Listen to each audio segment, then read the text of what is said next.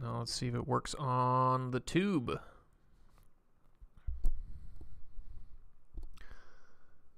Testing, testing, testing. Testing on YouTube, testing on YouTube. Testing on YouTube, testing on YouTube. All right, works on YouTube. Perfect. And the last one left is x.com. Let's test on that. We gotta wait to test it though, so. How's it going, John Egan?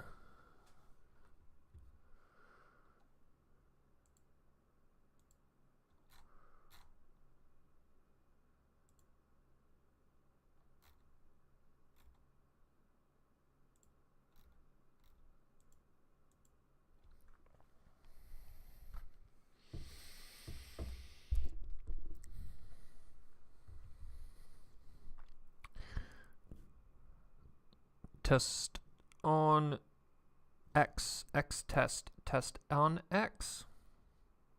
Let's go. Let's go. We got testing to do. I've seen some buzz about this one and looking forward to the deep dive from the Yivian.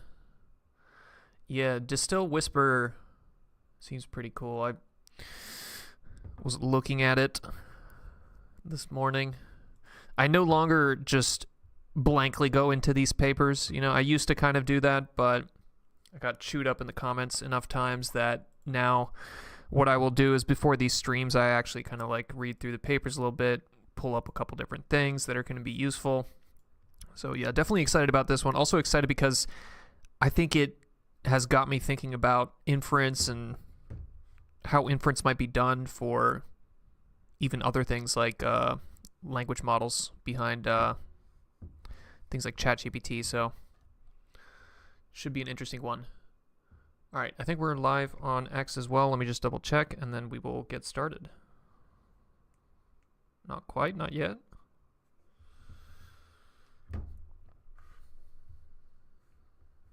Test, test, test on X.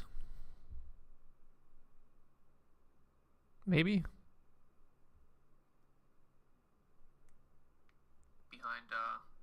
Yeah, okay, it works. Nice. All right. Let's formally announce it, and then we'll get going. How's it going, future?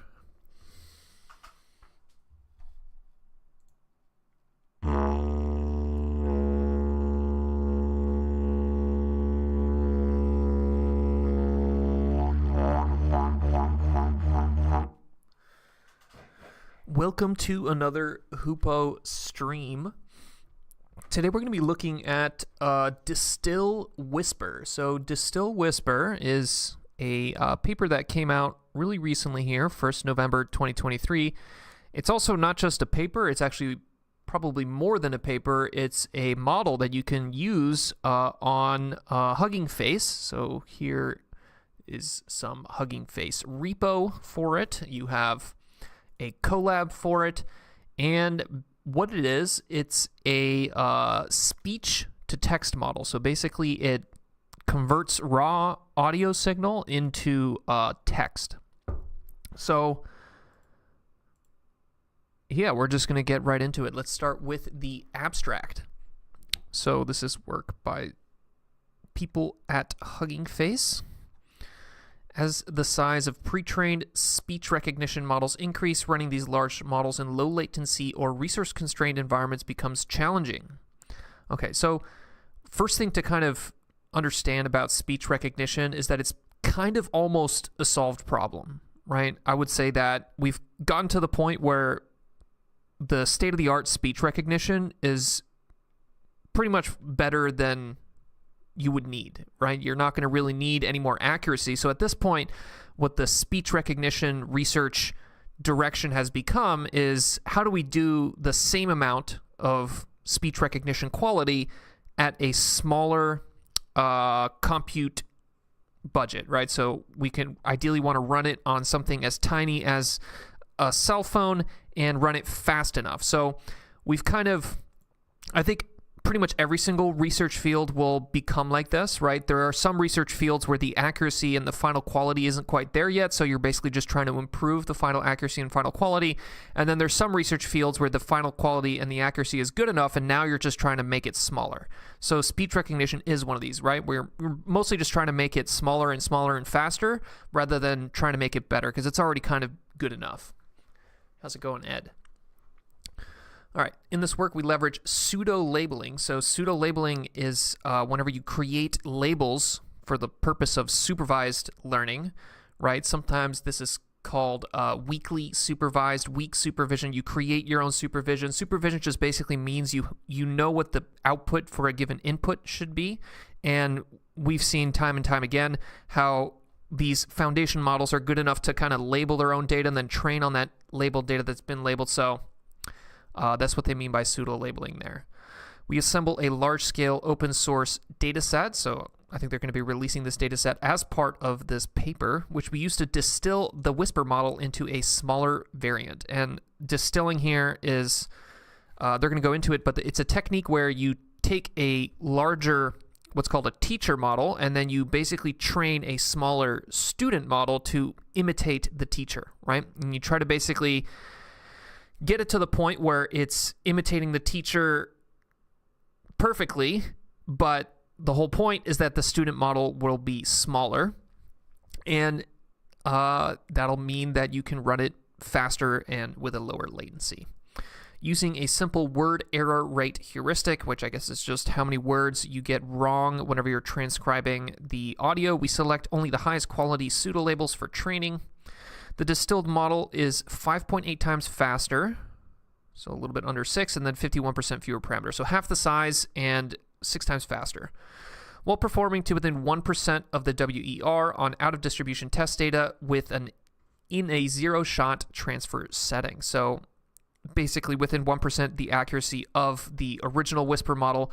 Out-of-distribution test data just means that the test data is not within the distribution of the training data. I think this is technically not correct. I would say that the test data for sure is within the distribution of the training data, right? The whole point of the large training corpus that this has been trained on is that it's a very wide and it has a very high variance, right? That distribution of all audio that it's been trained on is pretty big. So I would say that the test data is probably within that training distribution. It's just not the exact samples. So it's just not the exact examples that were in the training data set, but I would still say it's within the distribution just because the original train distribution is probably so varied.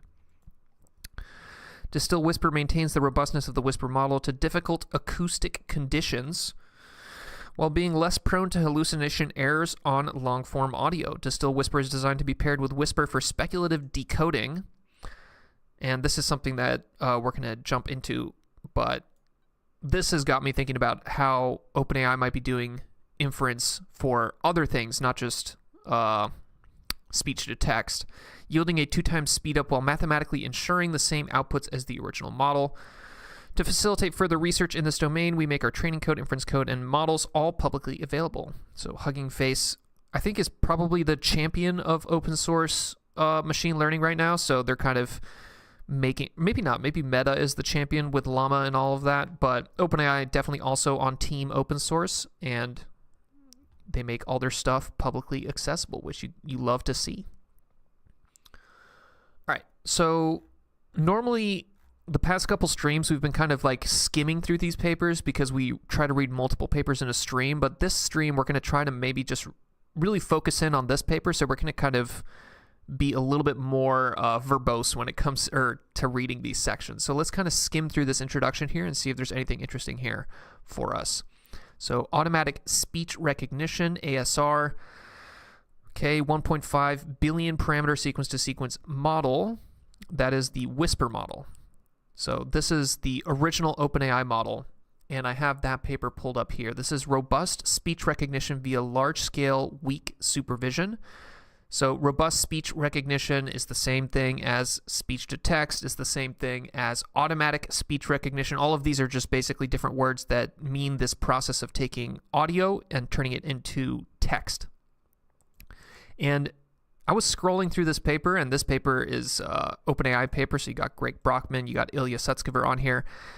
This made me a little bit sad because this paper is so good. It is exhaustive, so not only do they tell you basically everything, but these figures are super nice, and they give you the exact mix of data it's been trained on. They tell you everything about the data. They tell you everything about the hyperparameters. Look at this. Here's the learning rate that it's using. Here's the batch sizes, number of updates, different learning rates for different model sizes. Like, this is a beautifully open machine learning paper, right? Look at this. They even tell you the way that they cleaned the text data whenever they trained Whisper. So whenever they were training the Whisper, here's all the different rules that they used. Remove these words, remove white space, convert standard blah, blah, blah, remove commas, remove periods. And I wonder whether some of these rules are actually also the same rules that they use to clean the text data for their foundational LLM pre-training. Just something to think about. But anyways, why was I sad when I saw this paper? I was sad because it's just, they tell you everything, and this is what OpenAI could have been, right? So this is obviously a little bit older now, 2022, but to me, this is, imagine if you had this quality of paper for GPT-4 and GPT-5 and ChatGPT, right? Imagine if they told you all of this for ChatGPT. I feel like we would be further along within the AI race, but at some point, Greg and Ilya and the more technical people at OpenAI got effectively brainwashed by people like Sam Altman into basically making everything secretive. So that really sucks, because this paper was great, and it showed that OpenAI did have the ability to really publish high-quality research and tell you everything about it, and they wanted to do that, but they kind of got, I guess, controlled by the safety people who basically decided to make everything secret. But all right, how's it going, Khalil? All right, so everything is based on that Whisper model. Demonstrates strong ability to generalize to many different data sets and domains. Recent effort in NLP have demonstrated advancements in compressing transformer-based models. This is going to be knowledge distillation, or KD. Knowledge distillation has successfully been applied to reduce the size of models such as BERT. We've seen distillation pretty much everywhere. Just last week, we were looking at some computer vision papers where they distilled the segment anything model. They're distilling vision encoders, so just the encoder parts. So distillation, very popular, and I think it's going to become even more popular as we have a lot of different types of hardware. So distillation is not just about training a small student model from a larger teacher model. It's also a way to change the underlying architecture of the model, right? So let's say you had a specific hardware, a specific GPU. You might want to have a model architecture that's very tailored to that specific GPU. So rather than taking the current state-of-the-art foundation model, you would distill a version of that foundation model that has a different type of architecture and is smaller so that it fits more perfectly on this GPU. So I think as we move forward into the future, I feel like there's going to be more of a kind of heterogeneous hardware kind of space where you're going to have different types of edge devices, different types of GPUs, cloud GPUs, data center GPUs, and then distillation is going to become very popular as a way of kind of training models such that they fit and better use and leverage different types of hardware. That's kind of just a offhand prediction that I'm making here. All right. So knowledge distillation is a key part of this. Inspired by machine translation, pseudo-labeling approaches have also been explored for sequence-to-sequence summarization. In the audio domain, KD has shown promising results for audio classification. We applied distillation to the Whisper model in the context of sequence-to-sequence ASR. So they're going to be distilling the Whisper model. The reason this is called sequence-to-sequence, so transformers, which is the architecture kind of behind all of the recent AI revolution are designed to work specifically for sequences, right? So text is naturally a sequence of little tokens, right? Little letters. You could think of the tokens as basically like little letter chunks. But if you want to use a transformer for images, you have to convert your image into little chunks into a sequence, right? So you have to do the same thing with audio. If you want to use transformers to consume audio, you have to basically turn that audio into a sequence. And then once you turn that audio into a sequence, then mapping from audio to text is sequence to sequence, the same way that the original transformer model was used to map sequence to sequence in terms of one language to a different language. So it kind of all becomes the same task. Every single task can in some way be turned into a sequence to sequence task if you try hard enough. We propose a simple word error rate based heuristic for filtering the pseudo-labeled data. So they're going to be doing a little bit of filtering of the data and cleaning. Dataset cleaning, dataset filtering is quite important, right? You should spend most of your time cleaning your dataset and figuring out exactly the nature of your data set and your training distribution. It's probably the best use of time. The distilled model outperforms Whisper. We show that this performance gain is due to a lower propensity to hallucinate than the original Whisper model. This is kind of interesting. So sometimes the bigger models, whenever you distill models from a teacher to a student, the bigger model will be overfit a little bit more, right? Whenever you have a larger model, that larger capacity means that it's a little bit more likely to overfit, especially if the data set is small. So sometimes whenever you distill a model down and make it smaller, sometimes it'll even be, it'll generalize better than the big one. So that's something they might be hinting at here. Sharing the same encoder weights, Distil-Whisper can be used efficiently as an assistant model to Whisper for speculative decoding. And this is kind of the other big part of this paper. So it's not just a distilled version of the Whisper paper. It's specifically this weird setup that they're going to go into here, where they have the original Whisper model and then they have this distilled Whisper for speculative decoding, which we're going to get into. I have that paper pulled up as well. Speculative decoding algorithmically ensures the predictions are unchanged, meaning it can be used in a drop-in replacement. Our work suggests that large-scale pseudo-labeling of speech data has been unexplored and that it provides a promising technique for knowledge distillation. And you can take this sentence and go beyond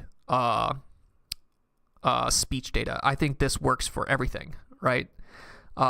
Even over the past couple weeks, we've been looking at vision language models, right? So these VLMs or language vision models, LVMs, there's different terms for it, but basically this idea of a language model that also consumes image information via a image encoder.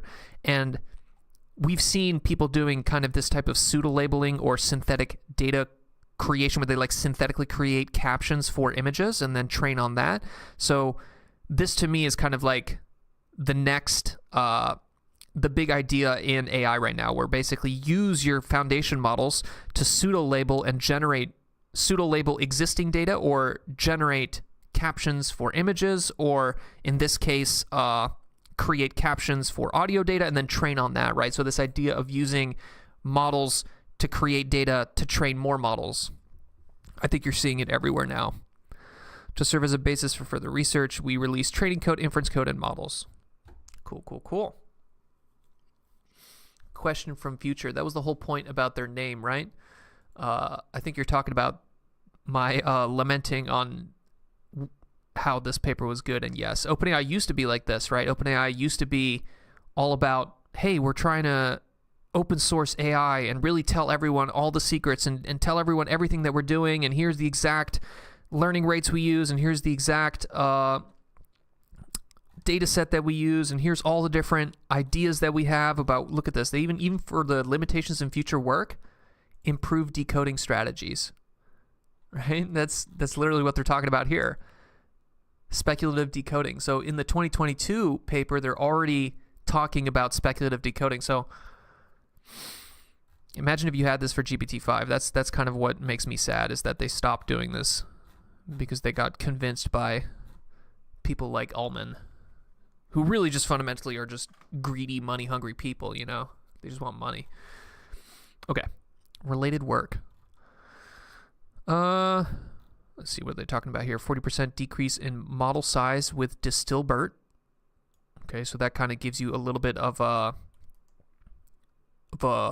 benchmark or something to compare to, where in 2019 people distilled Burt to 40% of the size. Okay, that gives us one kind of comparison there. Training on diverse, we preserve robustness to different acoustic conditions, demonstrated by an ability to generalize UUD out of distribution test data. So it seems like, I mean, I'm not super into the audio world, but basically it's obviously the difficulty in audio transcript. What is this called? Audio transcription? Audio super transcription? I mean, just automatic speech recognition.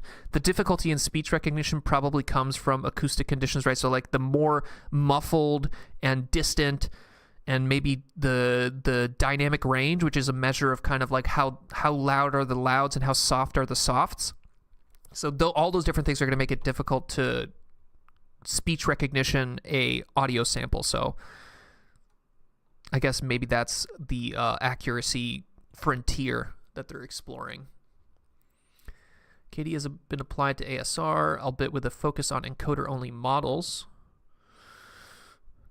Apply knowledge distillation to a wave-to-vec 2.0 model, achieving 79% model compression. Okay, so there's another little benchmark of like what we can expect from distillation, 79% reduction in size. Distilling Whisper models have been previously centered around reducing model size and memory footprint. Isn't that what they're doing here as well? Significant parameter reduction is only possible with only marginal performance decrement. However, the student model is trained and tested on a small corpus of ID data in distribution, giving no measure of its ability to generalize to OOD data.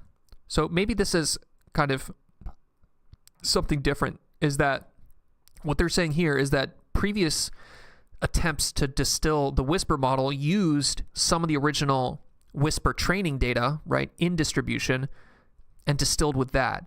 But in this paper, they're not using original in distribution training data that was used to train Whisper to distill the student. Now they're distilling the Whisper using pseudo-labeled new data that is out of distribution. I think the in distribution, out of distribution, I still feel like that's not necessarily the right terminology, because to me, all of these are within the same, like, you know what I'm saying? They're all kind of, it's not really truly OOD. Like OOD to me is something like training only on CT scan images and then trying to transfer to like cell phone images, right? That's truly out of distribution. But I think here, everything is just speech. So is it really out of distribution? I think what they really mean to say is like, whether it's part of the training data set or whether it's not part of the training data set.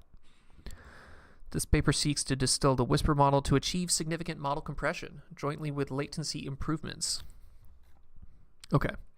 Dimensionality details of the pre-trained Whisper checkpoints. So large V2, this is the original Whisper. I think this is basically the state of the art, which they mention here. So here in the original OpenAI paper, in this footnote here, they, where is it? Somewhere down here? Yeah, right here. So they say, after the original release of Whisper, we trained an additional large model denoted V2 for 2.5 more epochs. So trained longer, trained larger, adding spec augment, which is probably spectral augment, so some type of data augmentation, right? If you're going to train for more epochs, which means you're training on the same data set multiple times, you're going to have to improve your data set augmentation, right? So data augmentation is kind of a way to get more juice out of the same data. You don't want to be training for a whole lot of epochs on just the same data set if you don't have any kind of augmentation. So it makes sense that they added augmentation whenever they train for more epochs here. But basically, this V2, large V2 is what they're referring to here, large V2. And you can see this is a roughly 1,550 million parameters. Whisper transformer model pre-trained on 68,000 680,000 hours of noisy speech recognition data web scraped from the internet, and we can actually go to the original Whisper paper and look at that exact data mix. So this is the dataset component for the original Whisper. It's really mostly English speech. So it's 65% English speech, then you have 18% translation, and then 17% multilingual speech. I don't know exactly what this means. I think it might be all other languages put together. But you can see here just roughly in terms of the translation and the multilingual, you can see it's actually mostly Chinese, Asian languages here. You got Korean, Chinese, Japanese, Chinese. So it's basically all English with a little bit of Chinese, Japanese, and Korean thrown in there.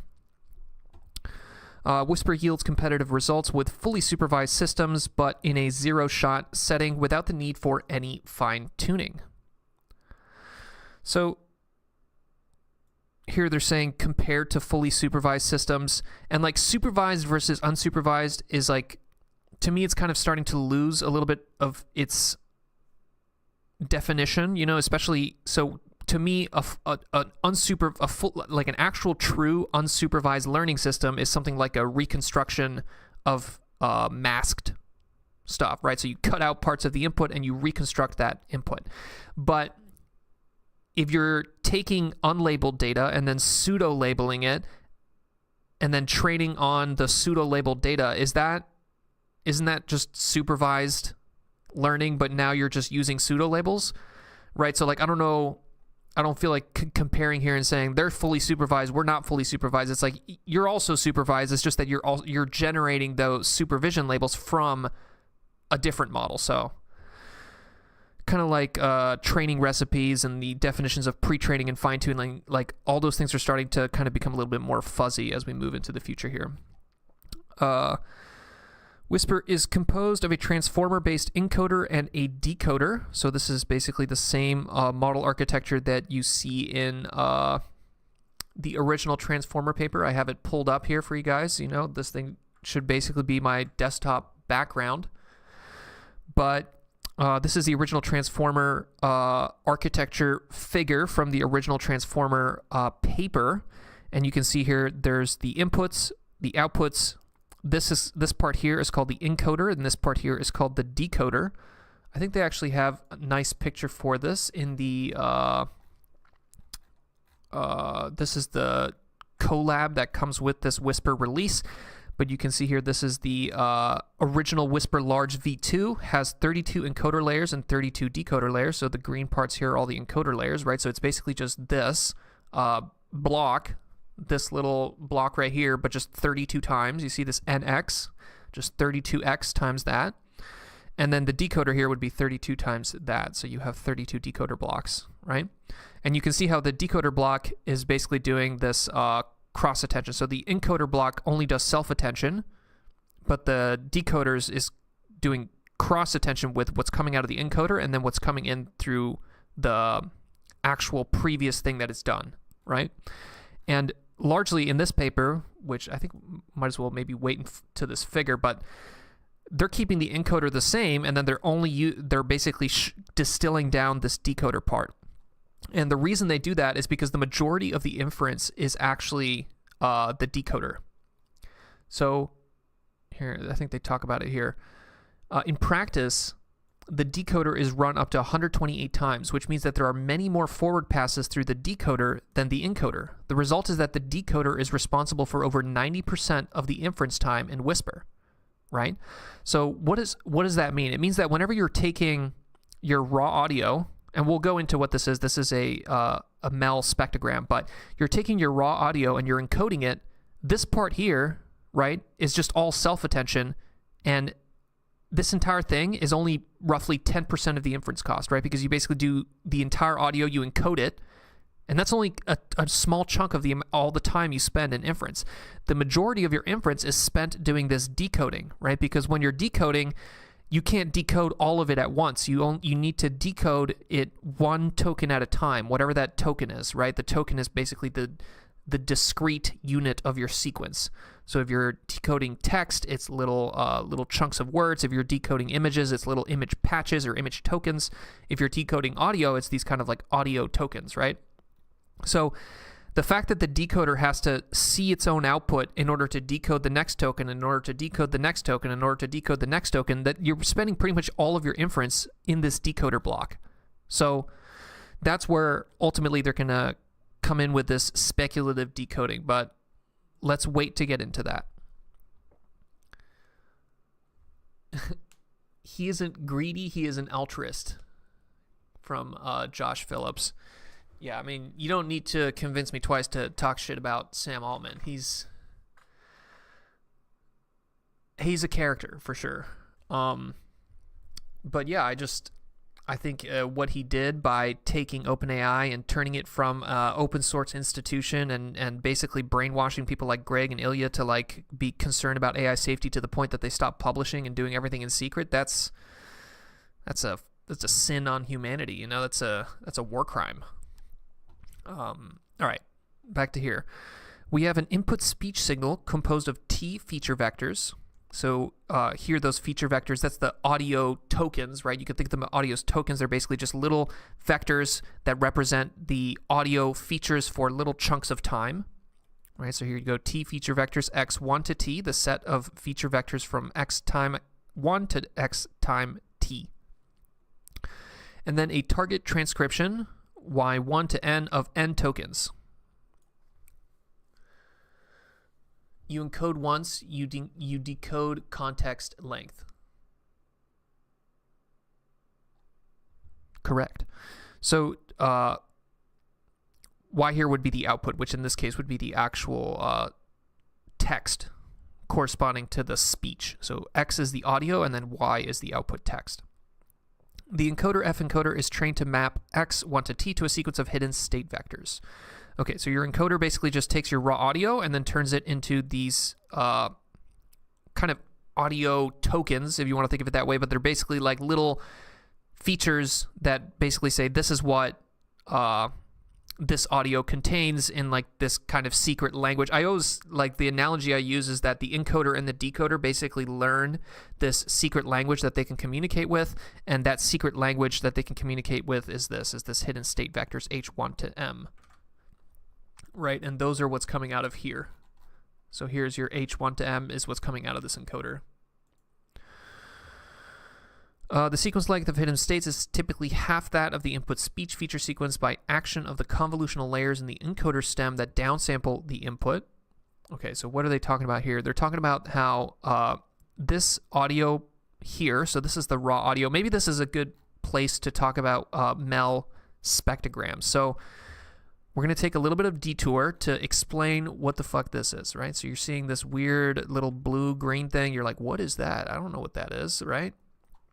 And let's start with this. So this is what audio really looks like, right? Audio is a pressure wave in air, right? Traveling over time, right? So when you speak, you're basically changing the air pressure, and then the air molecules are a little bit closer, a little bit further. And fundamentally, what this is showing you here is that here you have someone, I don't know, this is someone talking or something like that, and it's 40 seconds, and sometimes louder, sometimes softer, and all audio can basically be turned into this one-dimensional signal like this, right? And that's how, for example, you have a vinyl, like an old vinyl disc, you know, and you have this little head that's reading on the disc. Like, the reason it can even do that is because audio can be turned into just a one-dimensional signal over time, right? Literally, the entire Beatles song can just be turned into like the height of this little thing going over the vinyl disc, just one continuous line that it keeps going on. Okay, but feeding this into a neural net is not going to work really great, right? Because the sample rate for this is a little bit intense. It's like 44,000 little points per second. Like, that's a little bit too much data. It's not really in a good format. Even though this is a sequence, right, you kind of want to modify it a little bit. So the way that we're going to modify it is by using Fourier transforms. I have this little figure here to explain Fourier transforms. What a Fourier transform does is it takes the original audio signal, so this blue right here, let's say this is the original audio signal, and it'll give you a way to turn them into, or decompose it into different signals here. So you see here how the blue wave here can really be thought of as the combination of this larger kind of sinusoid here and then this smaller, higher frequency sinusoid here. So now it's turning this kind of more complicated signal into something more simple, right? So this here, there's a spike at this frequency and a spike at that frequency. So then what do? Then you say, okay, well then I'm going to take a specific window length and I'm going to kind of convolve that window across my audio signal. And as I convolve that window over my audio signal, I'm going to do this Fourier transform, decompose each little chunk of that. And then there's one extra trick, which is basically to use the Mel scale. The Mel scale is specifically based on here we go. The Mel scale constructed the sounds of equal distance from each other on the Mel scale, also sound to human as they are equal in distance from one another. So the Mel scale which is the axis, I think, here, right? You notice how this is not linear. It's not going from 0 to 64 to, you see how this is like doubling? So the y-axis here is based on the fact that humans' sounds of equal distance are not it's not like a linear scale. So I don't know. Have I waved around enough images for you guys to understand this yet? But TLDR, what that fancy image is here is basically a spectrogram, which is basically just taking your audio, decomposing it into these frequencies in little chunks, and then plotting those chunks like that. Right? So there's a bunch of different hyperparameters there that we've decided upon, right? So there's the hyperparameters for the window length, hop length, overall length. There's hyperparameters for the Mel scale themselves. So actually, when I look at what the future looks like for audio world, I feel like this stuff is going to actually go away. So to me, it's like there's still the fact that our computers are still a little bit too slow to deal with audio as a raw sequence means that we have to do these tricks like this. But to me, eventually, right, audio itself is just a sequence. So we should be able to sequence directly from raw audio signal to text. It's just that right now, our computers aren't quite good enough, quite fast enough. But I think if you give us a couple more orders of magnitude in terms of compute and then latency and like just everything gets a little bit 10 times better, I feel like this part here is going to disappear and we're just going to go straight from raw audio sequences through a bunch of transformer blocks and then out into text. So something there. Okay. Let's make this a little bit smaller. The encoder shown in green is entirely copied from the teacher to the student and frozen during training. The student's decoder consists of only 2 decoder layers, which are initialized from the first and last decoder layer of the teacher. Okay, so that's a little bit interesting, is that they're using the first and the last one here. So first decoder block and then last decoder block. I wonder how they came to that choice there. All other decoder layers from the teacher are discarded. The model is trained on a weighted sum of the KL divergence and PL loss terms, and we're going to go into these as well. All right, so let's go back up. So back up to here, they were talking about the sequence length of the hidden states, less than half of the input speech feature. The input speech feature sequence T is already a downsampled form of the raw audio, right? It's being downsampled by that, turning it into a spectrogram, but then it's also being downsampled because you're using a convnet to even consume that, right? So here you have a convolutional block right here that's convolving across that, even further downsampling it. The decoder autoregressively predicts a probability distribution for the next token. So what does it mean here? Is that the probability distribution that it's predicting is basically it's saying, okay, out of all the possible tokens, right? So the decoder, it's predicting one token at a time. It's predicting one output at a time given the previous outputs, right? So it's saying, here are the first 4 words in this audio snippet, what is the next word? And the next word, it has a limited set of basically words, a limited vocabulary of possible next tokens, and then what it's outputting is the probability distribution over those next possible tokens. So predicts the probability distribution for the next token, yi, conditional on all previous tokens and the encoder hidden states. So probability of yi given y less than I, so all the previous tokens and then these hidden states here. So let's go back to our image here. You can see how it's predicting from previous tokens, y0 all the way to y5, but then also all this h1 to m, which is coming from the decoder, or encoder, sorry. To train the Whisper model, we assume a dataset where each sample is an audio-text pair. The model is trained using the standard cross-entropy loss, and this is kind of what I'm talking about here. This is supervised learning. So they're saying, oh, we're not supervised, but like, dog, this is supervised. Each example is a pair of audio to text. So the only reason they can say it's not supervised is because they are creating those pseudo labels using a different model, but fundamentally it's just supervised learning with a cross-entropy loss. The model is trained to predict an instance class by maximizing the estimated probability of the target class label. So the target class label is the actual word that you want, and then the instance class is going to be the word, right? The word, or the token, more accurately, is one of many possible tokens. The same way that you have in a classification model, the output is a specific class out of many different possible classes, right? It's saying, here's the probability for this class, cat, here's the probability for dog, and so on. So the instance class is what's actually coming out, and then the target class is what you want it to be. These are all 5 variants of the Whisper model. The models are the same, but different dimensionality. The encoder and decoder have the same width, heads, and number of layers. The first version of the Whisper introduced a large V1, which was subsequently retrained and regularization and more training epochs to give an improved large V2.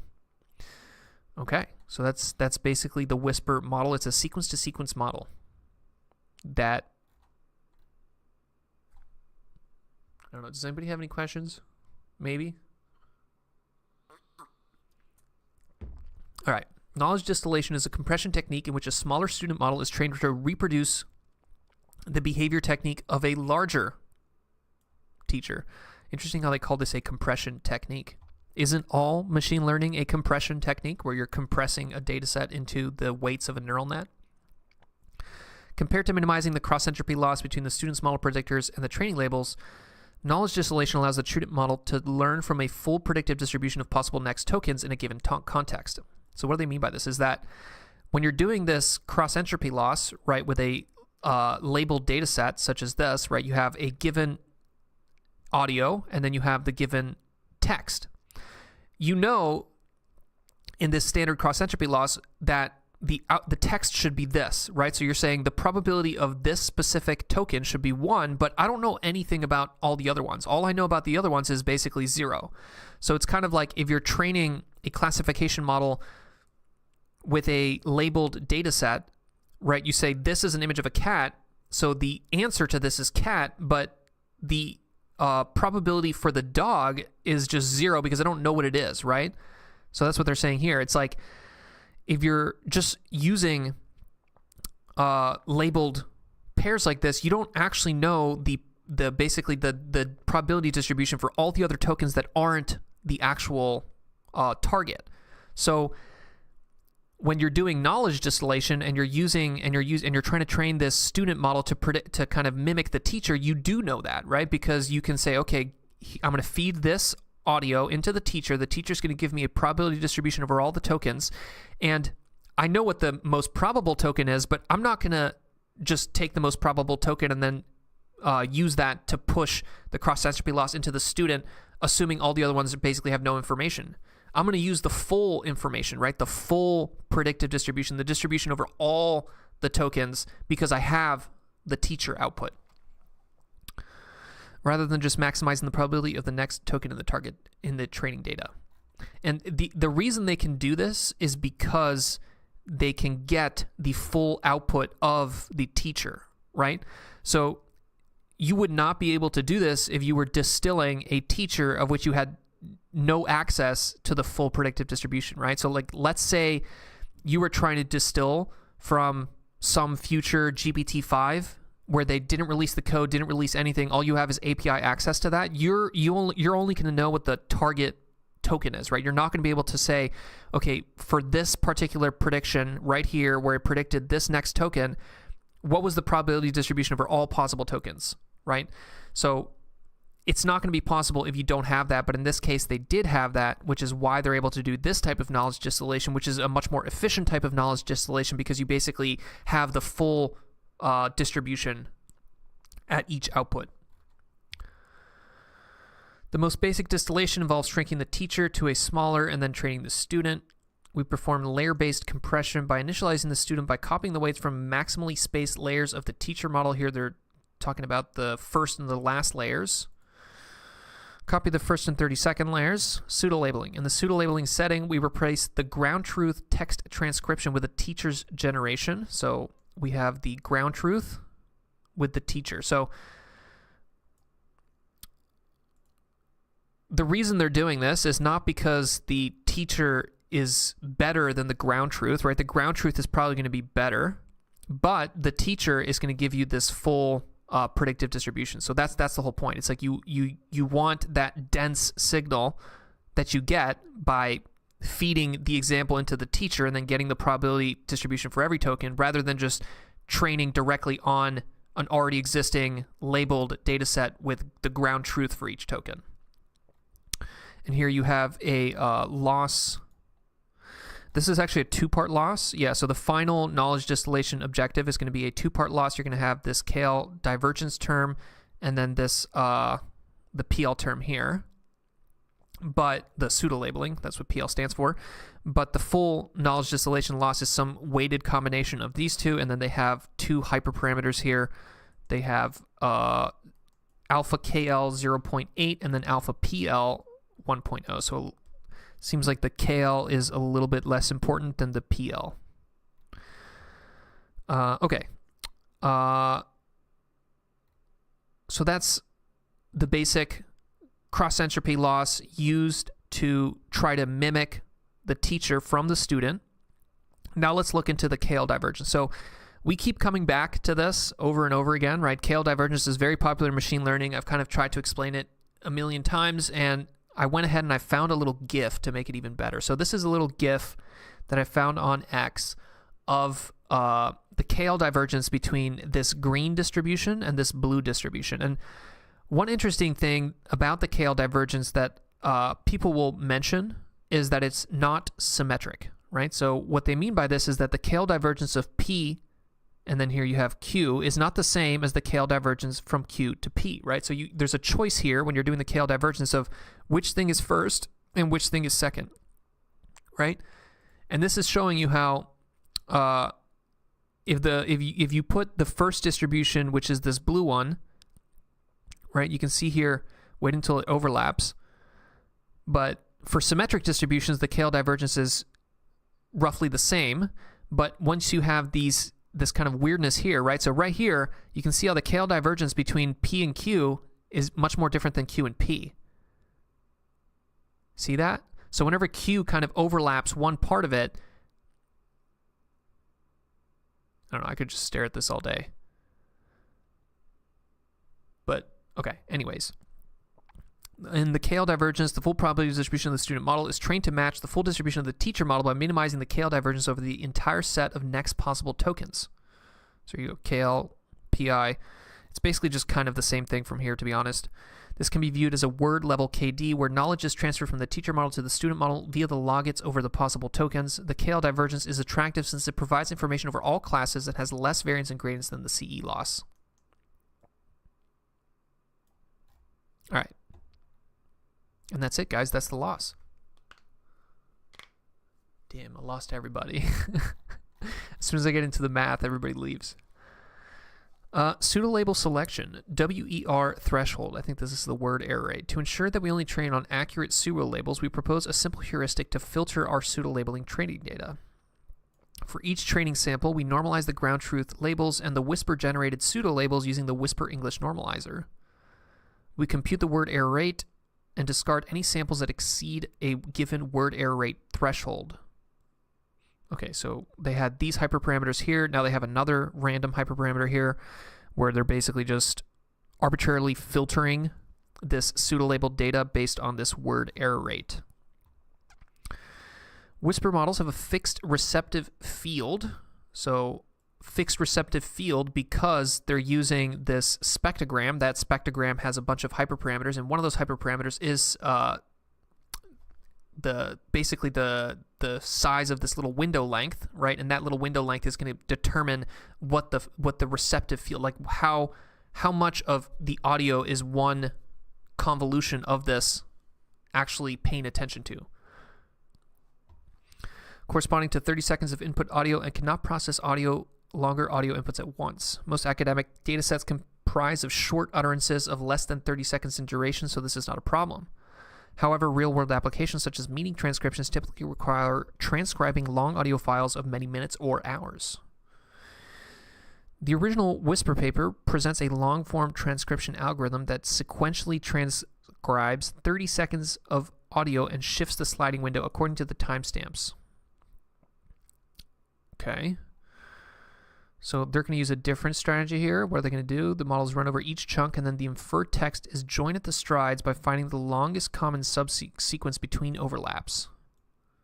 Okay, so they can only do this sequence to sequence. The sequence to sequence is being limited by whatever the original audio length is. So if you want to transcribe much larger amounts of that, you can't just kind of like naively go to the next token because the overlap is going to be weird, right? If there's like a word that falls right in the middle of those two overlaps. So they're doing a little bit of overlap and then checking for the longest common sequence. This algorithm is semi-autoregressive that the chunks can be transcribed in any order provided adjacent chunks are subsequently joined and corrected at boundaries. Okay, since you're doing each chunk at a time, you can basically do the chunks in parallel. This yields up to 9 times improvement in inference compared to sequential transcription over long audio files. Inspired by SpeechStew, we assemble a large corpus of ASR training data for large-scale knowledge distillation through a combination of 9 publicly available speech recognition datasets. The combined datasets consist of 21,000 hours of speech data. Okay, so compared to the original paper, what was the original paper? Original paper is like 600,000 hours. This one is like 21,000 hours. So significantly smaller data set. And then they put this data set here. Kind of cool. Let's see. Distil-Whisper AMI-H. Whisper Common Voice. These are all September 25th, so it's kind of interesting. Maybe that gives you a little bit of a timeline on like when they trained this, right? So if they created these data sets on September 25th, that's probably when they started training this model. So that kind of gives you a little bit of an idea of how long it took them to do this entire project, right? So they released the paper on 1st November 2023, but then the data sets are all submitted on September 25th.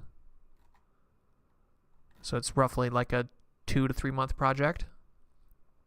It's kind of an interesting little factoid there.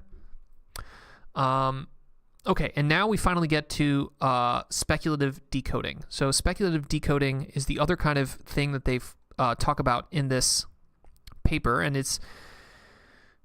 have it pulled up here. So speculative decoding comes from this paper here, Fast Inference for Transformers via Speculative Decoding, 18th of May, 2023, and it's a technique to decode faster, right? So we know that, as they were saying here, decoding is the majority of the inference, right? And this is not just for audio, this is also the case for text, right? So how are you going to make that decoding faster? And speculative decoding is the way to do that. An algorithm to sample from autoregressive models faster without any changes to the output by computing several tokens in parallel. So if we go down to the actual method, here we have the method for speculative decoding. Let M be the target model inference from which we're trying to accelerate, and PXT be the distribution we get from the model. Okay, so you have a target model, in this case, the big Whisper model. Let MQ be a more efficient approximation for the model. So this will be the distilled Whisper. So you have the original Whisper and then the distilled Whisper. And denote this distribution we get from the model with a prefix that. So ideally, if you've done your distillation correctly, right, using the KL divergence, this distribution should ideally be very, very similar to this distribution. So P and Q should be close together. The core idea is to use the more efficient model MQ to generate these completions, so some completions gamma, then use the target model to evaluate all of the guesses and the recent probabilities in parallel, accepting all those that can lead to identical distribution. Okay, so you're basically using the small model to basically go ahead and give you the tokens in the future, right? These future tokens, and then you're using the bigger model just to check the work of the smaller model. So the word speculative there is coming from the fact that the smaller model, right, the distilled model, is speculating on the future token. So the smaller model is faster than the bigger model. So the smaller model is going to go ahead and it's going to run ahead of the big model, and it's going to say, here are the next 7 tokens or something like that. Now, the bigger model doesn't have to go and actually create those 7 tokens from scratch. All it has to do is basically say, does this token kind of make sense? And if it kind of makes sense, then it can add it. And then that way, you're kind of speculatively decoding kind of in the future using the smaller model, and that'll be ultimately faster. And this tells you why the encoders are the same. So why are they using the same encoder for this distilled Whisper and the original Whisper? So the reason they're doing that is because if you want to do speculative decoding, you need to have both the target model and you need to have both the teacher and the student loaded at the same time, right? So if your teacher and your student were using different encoders, you would have to have both of those encoders in your GPU loaded in order to do the speculative decoding. So by using the same exact encoder for both of them, then the only extra thing that you need to load is this extra decoder, which, because the student is a small model, should be very small. So if you want to do speculative decoding with the Whisper, the only extra thing you need to load is these little extra 2 decoder layers here, and everything else is the same, right? It's using the same exact encoder here, it's using the same exact crap, so you basically don't need to load any extra stuff other than that little decoder. Sampling an additional token from an adjusted distribution or add an additional one. That way, each parallel run for the target model will produce at least 1 new token. Number of serial runs, blah, blah, blah. Okay, I think that's pretty much it. Here's an interesting figure. So this is a simplified trace diagram for a full encoder-decoder transformer stack. The top row shows speculative decoding with gamma equals 7. So each call to the MP purple block is preceded by 7 calls to the MQ blue blocks. Okay, so remember here how they said 90% of the inference is the decoder. Here's basically a visual representation of that. So you see here the encoder is this yellow. So all you're going to have to encode no matter what. So that's the same. But then look at how many. If you want to decode just 7 tokens here, you have to call the decoder 7 times. Look how much time you're spending decoding. So with speculative decoding, you're now decoding with the small model. So the blue lines here correspond to this little tiny decoder, the distilled decoder, and the purple here corresponds to the full decoder. So you can see here how they're saving a bunch of time by having the little tiny decoder go ahead and then the bigger decoder just basically check the work. Does that kind of make sense? I just love these figures, right? You can just see like visually how much time you're saving with this speculative decoding. Okay. So that was speculative decoding. Come on. Shit. It's not loading. What are we supposed to do? Let's refresh. Refresh. Come here. Blast. There we go. Okay. Speculative decoding is a method for accelerating the inference of autoregressive transformer models by employing a faster assistant model. Jesus Christ. There's just so much terminology here. Like, this is they call it the teacher and student. They call it the target. Now they're calling it assistant. System model generates a sequence of candidate tokens, each of which are verified in a single forward pass. By generating with the faster assistant model and only performing validation forward passes, the decoding process is sped up significantly. The ith candidate token from the assistant model is only kept if all previous candidate tokens match the validation tokens predicted by the main model. Speculative decoding ensures that the generated output exactly matches the sequence of tokens that would be generated by the main model, making it a natural replacement for existing inference pipelines that use the main model. And this is the point in the stream and the point at which reading this paper, which I'm like, I bet you they're doing this for ChatGPT as well, right?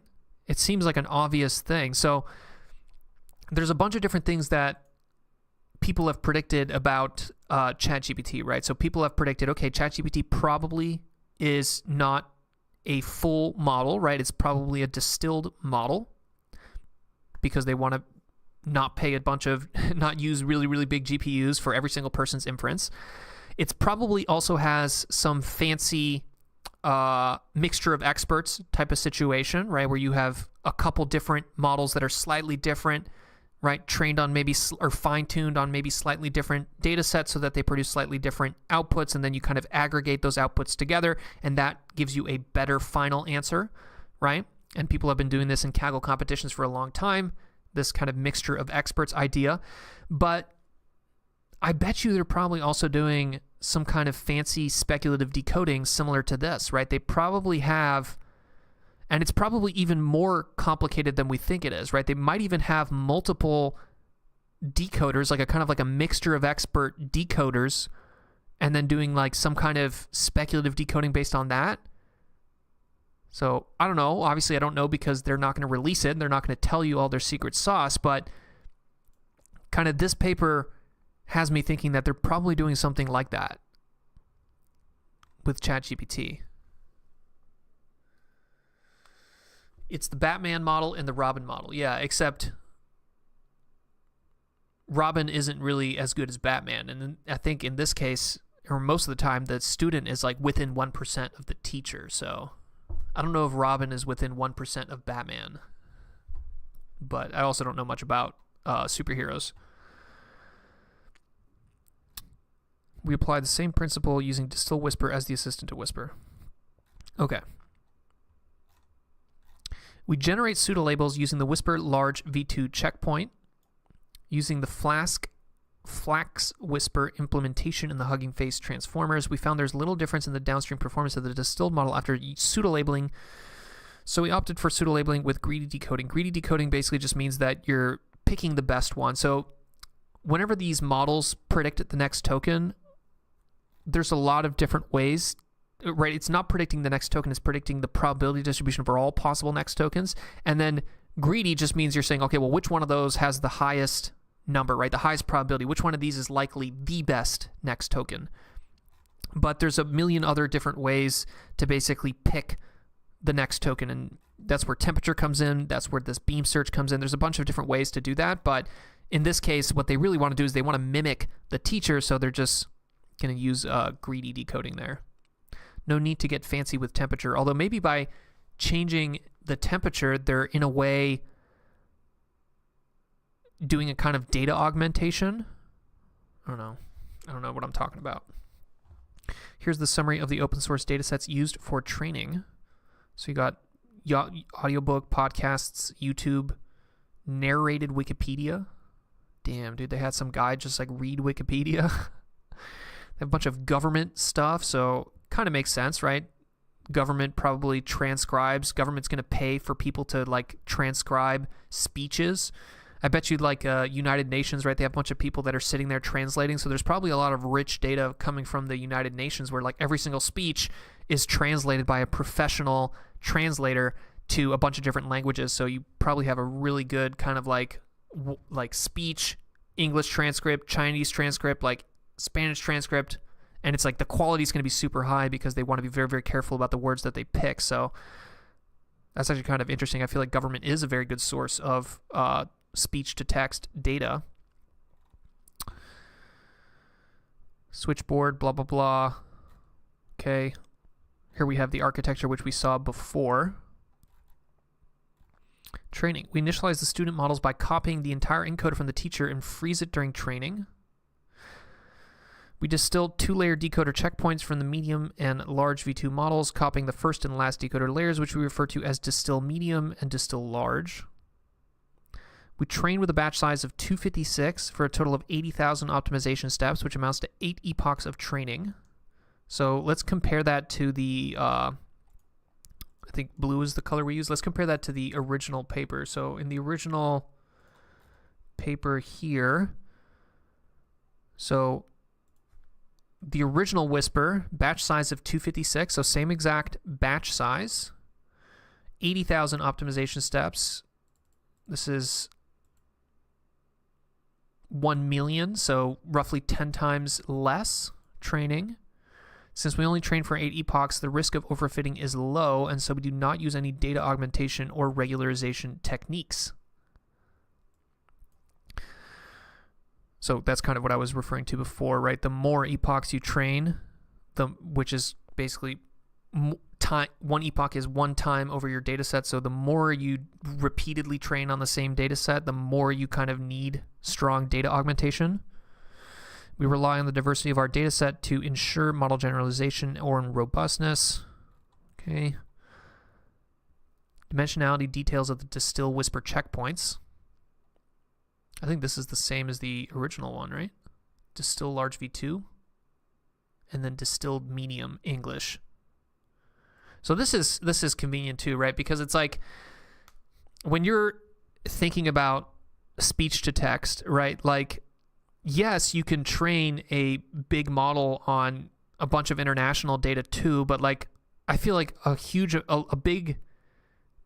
a large amount of the money that you're going to generate from a product such as this is going to come from English translation. So it makes sense that if you're creating a speech-to-text model that you want people to use for products, right? Like your average like SaaS startup or like some random company, like they're not necessarily going to care that their speech-to-text can also recognize Chinese, right? Because they're not going to sell their product in China because there's already like kind of a lot of issues trying to sell a software product in China. So like it makes sense that you can save a little bit of juice here, and basically you see here, look at this, half the size by just focusing only on English. So by having a English only model, you can basically make it even faster and smaller, and most of your market is going to be in English anyways. So that kind of tells a little story there as well. We need AI to fix your blue screen. Is there an issue? Can you guys not hear me? Is my screen blue? What's going on? Summary of the OOD datasets used for short and long form evaluation. So this is the eval. And this is the stuff that they say they're out of distribution. So are these actually out of distribution? Narrated Wikipedia. Narrated Wikipedia. That seems in distribution to me. What about this? News broadcasts and financial meetings. Telephone conversations and meetings. That seems like, I don't know, it seems in distribution to me. It's not part of the distribution, but it's within the distribution that it was trained on. Unknown. Speakers, unknown. Unknown. This is a little typo here. Podcastat.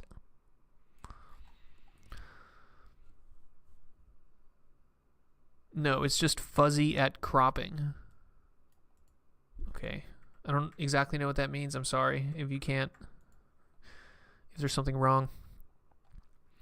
The objective of Distil-Whisper is to compress the original Whisper model into a smaller, faster variant. To investigate this capability, we employ a broad collection of speech recognition datasets. 15 short-form datasets are in distribution. within the training data, and then the out of distribution. This is the average performance over all data sets. We use GigaSpeech as the reference data set. I wonder if we're in this data set. At some point, is my voice going to be used to train? And actually, here's, if you guys want some more OpenAI wholesomeness, back when they were wholesome, look at this. Look how wholesome this acknowledgement section is from the original paper. We'd like to thank the millions of people who were involved in creating the data used by Whisper. We'd like to thank these people for some conversation, grateful to the acceleration. We'd like to thank this for advising. Finally, we are grateful to the developers of the many software packages used throughout this project. Look at that. They're even telling you all of the different things that they used: PyTorch, SciPy, Pandas, Scikit-learn. Like, this is some wholesome OpenAI. Back when they were wholesome and open, and now they're closed and evil. We evaluate the noise robustness by increasing the amount of noise applied to the input audio. Can you just do that? Libri speech is a high signal to noise, and then we add either noise or pub noise using the audio degradation toolbox. I wonder if they could do that as a form of augmentation here. That could be kind of cool, right? Add background noise whenever you're distilling it. Maybe it would make it more robust. The pub noise simulates a naturally noisy environment, indistinguishable conversations, or busy restaurant or pub. Distil-Whisper retains the word error rate performance of Whisper, but with faster inference speed.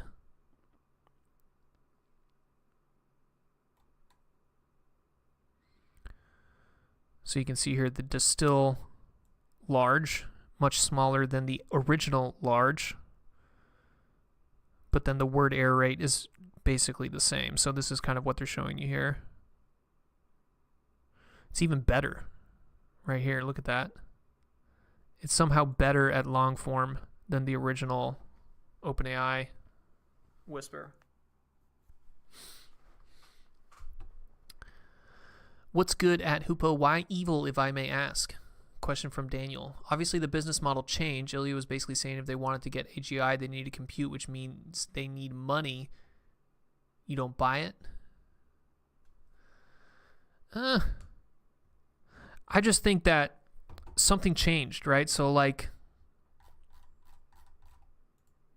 right here in 2022, or probably 6 months beforehand, Brockman and Sutskever, if you ask them in whatever this was, 2020, if you ask them, hey, what is the best way to ensure AI safety or make our AI safe and result in the benefit for humanity, they would have told you, hey, well, we need to make sure that it's open. Every time an AI is trained, you got to release a paper like this. Should we put the data set on there? Yes, put all the data sets on there. Should we tell them all of our hyperparameters? Yes, do all of that, right? And this shows you that that's kind of what they were thinking. This was their mentality. And then at some point from this to now, right, which is only a period of a couple years, they completely changed their mind. And now they're kind of in this idea of like, hey, what do we do to make AI safe? Well, definitely don't tell people what data we trained on. Definitely don't tell people our hyperparameters. Definitely don't tell people about our architecture and all the different tricks and where we're going to be going. No. You got to keep that secret. That's the safest way to do that. And that's a hard switch, right? Like that's a very difficult switch to flip in someone's mind, especially people like Greg and Ilya who like come from more academic backgrounds. So their entire childhood, they were basically fed the same narrative and the same story that I've been fed, which is sharing is caring, right? Lies are bad. Hiding truth is bad. Like that's kind of the way that I've been brought up, is like never lie to people. Don't hide things from people. Just tell people everything that you're doing, put everything out there, publish your work, talk about your research. Like that's the best way to make science go forward. So I don't know what Sam Altman whispered into these people's ears, but like, he managed to completely change them into like these kind of like closed is the only way forward. And that's, I'd be really curious, like, to see the sequence of conversations that led up to that flip in their brain, right? Because I don't think that someone like Altman is forcing people like Brockman and Sutskever to do this. I don't think Sutskever and Brockman are sitting there being like, damn, I wish I could publish this paper, but Altman is forcing me to not publish this paper. I think that they've been convinced, so they've flipped. So, like, what did they get told in that flip? I don't know. Whispered fat checks. Yeah, and that's part of it too. So, like, if it really just comes down to, like, money, like, that's such a sad way to think about it, Like, what do you think on a paper that releases their model details, including their weights, but not the data? Can we still call it open? No, that's not open at all. That's like fake open. You know what I'm saying? Like, the data, the model is the data. Like, I think more people need to have this intuition, but fundamentally any kind of machine learning is you're taking a data set and you're compressing it into a model, right? Like, that model is really just a compressed form of your data set. So if you're not telling people what the data set is, you're not telling people anything. It's kind of like this weird backwards thinking. Like, imagine if here in the US, whenever you buy food, there's like a little nutrition label, right? You guys have seen these before, right? So this nutrition label is required by the government, and it says this is what is inside this food, right? Imagine if the people who made milk, right, or the people who made cereal, what if they went to the government and they said, hey, listen here, the government, here's the problem. If we tell people what's in this cereal, other people are going to make cereal, and they're going to make cereal that's unsafe. So if they make cereal that's unsafe, that's going to hurt people. So therefore, if we want to not hurt people, we have to be secret about what we put in the food so that other people can't replicate our food. And I'm like, dude, what? So you're arguing to basically like hide that, and now we just have to trust you, bro, when it comes to this food, and we have no idea what the fuck you're putting in this food? I think it's the same argument with AI, right? It's like they've kind of come to this weird backwards like conclusion that like somehow not telling people and like hiding things is safer because then it prevents other people from competing with you, right? And it just seems like kind of like way too much backwards logic. Like, to me, every single foundation model that goes out there should have basically a nutrition label that says, here's all the data it was trained on, here's exactly what it was trained, exactly the different hyperparameters, here's the results on all these different suites, and so on. Yeah. Open equals reproducible. Incentives are the primary drivers and predictors of behavior. Correct. So in this case, their incentive is to not tell people what's inside their cereal, because if they tell people what's inside their cereal, then people are going to be able to copy and duplicate their cereal, and then they're going to lose their competitive moat. So OpenAI fundamentally doesn't want to tell people what's in their model, right? They don't want to release the nutrition label, because if they release the nutrition label, people will duplicate their models and outcompete them from a business perspective. So the reason that they don't want to put the nutrition label on the models is because they're going to not make money, right? So then at the bottom of all this chain of reasoning as to why we're not telling people what's in the data set is we're not going to make money if we tell people that. So are you being driven? Are you working on these things because you want to help humanity and because you want to create AI that will help humanity and because you think that AI is going to accelerate humanity? Or are you just creating AI because you want to make money? But don't tell people one thing when really the underlying motivation for pretty much all your decisions is coming from this, hey, I want to make a bunch of money. I don't know. But why are they releasing papers? To pretend that it's like a fake nutrition label. It's like, imagine if food companies released nutrition labels, but it didn't have any information. All it had was just an ingredient, and it said, wholesome ingredients. Good things that are good for you. And that's the only thing it said. It's like, that's basically what they're doing. All right, I kind of got distracted, but where were we? We were here in evaluation. So they're evaluating this Distil-Whisper situation with 4 out-of-distribution data sets. Hallucination errors are most prevalent in the long-form audio transcription.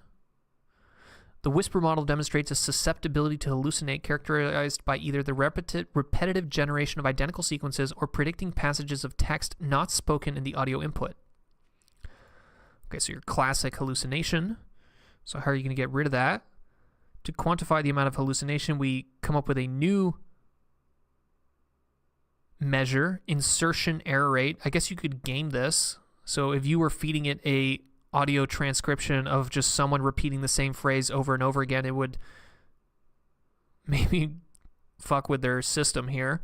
I wonder if they checked their data set to see how many times you have that, right? Because I bet you in some conversations the same thing gets repeated multiple times. No problem. I like the questions, but I don't know. I don't want to just necessarily sit here and rant on OpenAI, you know? Because let's get real. If OpenAI offered me a job with like $1 million salary, I would definitely take it. You know, it's kind of sad to think about. It makes me reevaluate a lot of my kind of viewpoints where, hey, you know, I'm calling them out for selling their souls for money, but everybody has a price. And if someone gave me $1 million and said, don't publish papers anymore, I would probably be like, all right. Maybe not, you know, maybe not. Maybe I would say no, but it would be a difficult deal, you know. I would definitely sit there thinking about what I could do with those $1 million. All right, so that was the long form evaluation. What about short form evaluation? To report the average WER scores over 4 OOD short forms, inference speed is comparable to the tiny English Whisper checkpoint, but within a 8.8 Whisper advantage. Okay, so it is actually the same size as this one. That's what they're saying here. No, this one is much smaller. This is a tiny version of the original Whisper model.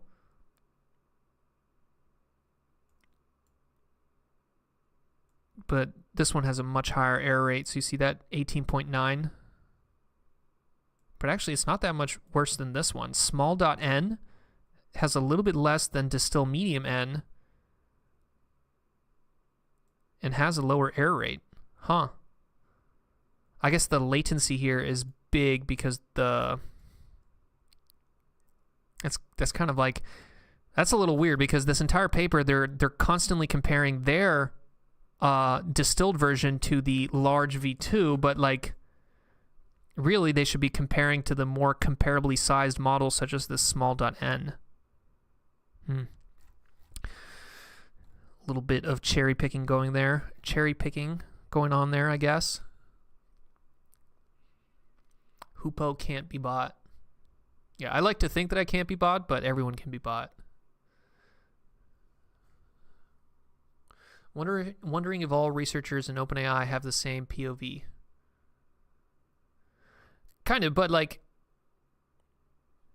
there's company dynamics and then there's individual dynamics, right? So like the company OpenAI needs to make money because if it doesn't make money, it dies, right? So it's existential for the entity that is OpenAI to make money, and thus it's going to make decisions such as keeping everything secret such that it makes money and doesn't have competitors. But individual people like Greg and Ilya, they're not actually like that, right? Because technically if OpenAI failed and ran out of money, people like Greg and Ilya would just go to the next company, right? They would just go to Google or go to Meta or go to some other company and then do stuff there. So if that was the case, it's not, there's no financial incentive for these guys to care about whether OpenAI succeeds. I guess maybe they have equity in OpenAI, but like, you know, you can still make money and draw a hard line in the sand and say, I'm always going to publish my research. Like, hey, I'm Ilya. I think that research is the way forward. Like, we have to be transparent about things. Therefore, I'm always going to publish research. And OpenAI is like, all right, well, fuck you. You can leave. And he's like, all right, well, I'll just go over there and do it at Google and they'll let me publish, right? So it's like, if enough researchers drew a line in the sand, I think you would eventually create a kind of market and incentive where everything is published, because a company that refuses to publish wouldn't get any researchers. But the problem is that, like,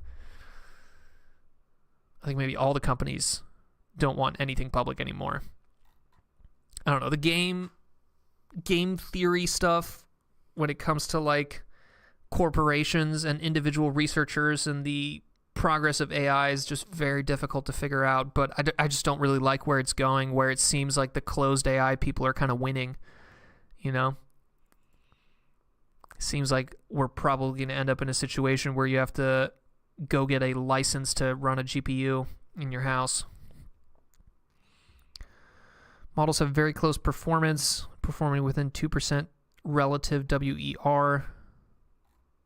Compared to the teacher model, the distilled model achieves about the same performance. Okay, so long form transcription algorithms.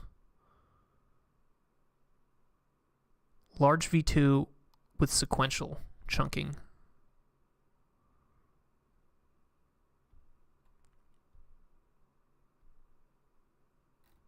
They really should have put time here. Like, what is this latency? Is that milliseconds? I think if it's millisecond, 1 is very good. It's more than good enough. Here they're comparing to a couple different things. Giga speech, chime, earning, flurs. It's pretty much the same. That's kind of what they're trying to show you here. About the same score for every single one. It's the same, guys. Long-form evaluation. We compare the long-form transcription of Distil-Whisper to the pre-trained Whisper models for 4 OOD long-form tests.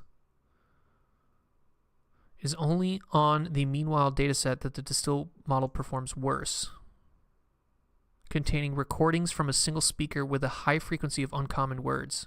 Huh, what is this one? The meanwhile dataset? Meanwhile dataset?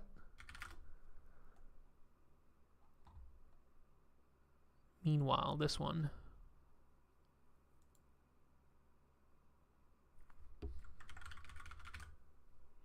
"64 segments of The Late Show with Stephen Colbert." This is like one of those like fucking... Yeah, this guy. Okay.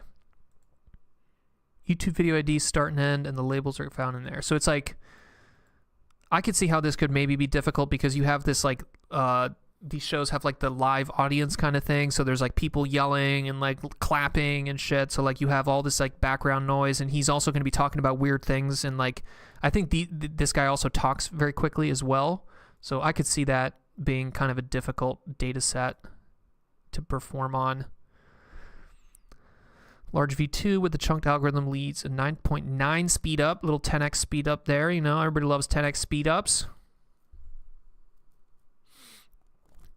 So what is everybody's take on AI safety? What do you guys think is the better way to safety? Do you guys feel... Because to me, this is almost like the same... Like, it seems like humanity has the same argument over and over and over again. Right? Where basically the whole communism versus capitalism is fundamentally this idea of like, is it better to have a small group of people decide what everybody else does? Or is it better to have kind of this collective hive mind decide what everybody else does? Right? And it's like AI safety is kind of the same thing again, where it's like, hey, is it better to have one small group of people where we can make sure that every single one of those people is high quality, and like obviously those 10 secret people are going to be probably smarter than your average person and they can be more careful? Or are you better off just going, everyone gets everything, and then whatever happens, happens? You don't think it's similar to communism versus capitalism? I think I'm obviously on the kind of like full anarchy, like open source, everything is the only way to do it, right? tell you, the only reason the government comes to regulate is the government forces you to basically tell people what you trained on and your exact method of training. But I just don't like the idea of having this like closed cabal of people who decide everything. And not only do they decide everything, but they sit there and they preach and they tell you like, we can't tell you anything, because if we tell you something, like, now you're going to know what's going on. So like this, I just feel like fundamentally secrecy is always bad. Transparency is always good. And control by a small group of people is always worse than control by a big group of people.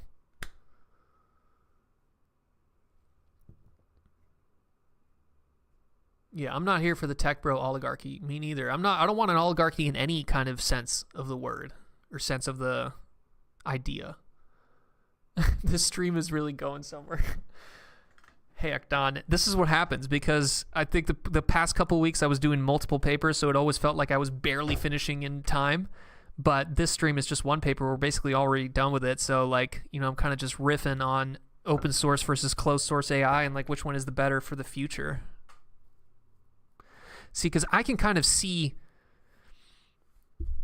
like, people bring up here's something to think about. People bring up the whole nuclear weapons as a reason for AI safety regulation, right? So they say, hey, once you had nuclear weapons, you basically had all this bureaucracy and regulation that came up to prevent people from making nuclear weapons. And hey, look at that. We haven't really had any other kind of nuclear bomb situations because we have this like hardcore regulation and prohibition all over it, right? But the flip side to that is that all that regulation meant that nuclear energy, which is one of the basically the best forms of energy, is like super safe, like basically we could have solved like climate change, a lot of pollution, a lot of like kind of environmental problems that we have right now, which fundamentally come down to the way that we get energy and create stuff is like largely from these oil and petrochemicals. But like if we would have not put all this regulation on nuclear technology, we would have probably had a technology stack for energy that was much more based around nuclear technology. So looking back, you can say, hey, well, we didn't have some random terrorist organization explode a bomb in a city, but what is the total negative cost of not having nuclear reactors? Now you have all this climate change stuff, right? So like, I think there's a similar situation here with AI where like there's the benefits of AI are going to be very difficult to measure, right? You're going to have like some random person in some third world country is going to diagnose a disease using a AI model, right? What is the value of that little tiny improvement to that person's life because the AI was available for them to use versus like what is the negative of a large AI potentially creating some kind of attack or something like that, right? So it's like when you have these type of situations where like you're trading off the potential one big negative versus a huge huge collection of tiny positives, we generally tend to say, okay, well, let's prevent this one big negative thing because it's totally more negative than all these little tiny positive things put together. But I feel like that's a mistake. I'm just sitting here seeing LeCun versus Hinton. Linux versus Windows. Yes, that's the real way to think about AI safety is Linux versus Windows. But kind of, right? Open source AI is like Linux versus closed source. Right, imagine if like back in the whatever 80s and 90s people were like, oh, well, we can't have random people making operating systems. If they make operating systems, then they're going to be able to do computation and you're not going to be able to know what they're doing. Like, that's dangerous. So therefore, we need to regulate operating systems. Then you would have never gotten Linux, and now everybody uses Linux, right? As I sit here on a Windows machine. But I do have more Linux machines than I do have Windows machines. I have way more. I have 3-4 different Linux boxes here, but only one Windows box.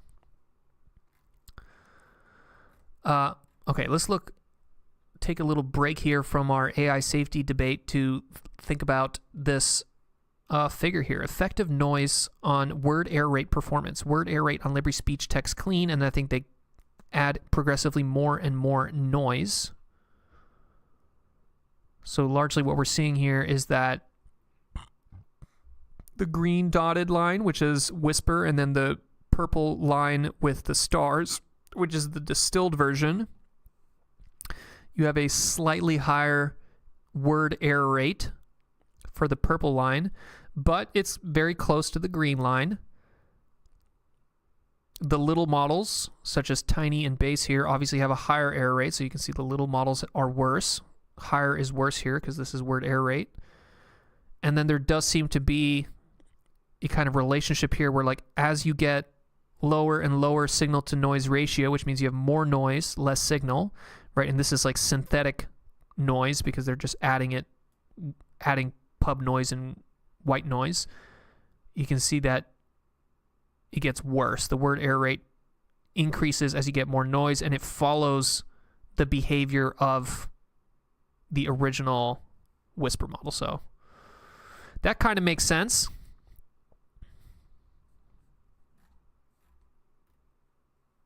Robustness to hallucinations. Further work is needed. Speculative decoding. The relative latency with speculative decoding, since the output of the original Whisper models are obtained exactly, we report the relative latency only.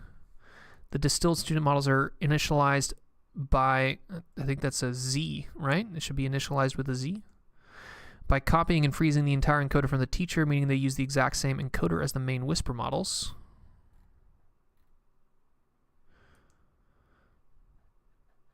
This is kind of what we were saying before. The encoder can be shared between the main, or the teacher and the student, or the main and the assistant. So only the distilled decoder layers have to be loaded. So you only need to load these two little extra layers here, which are going to be much smaller.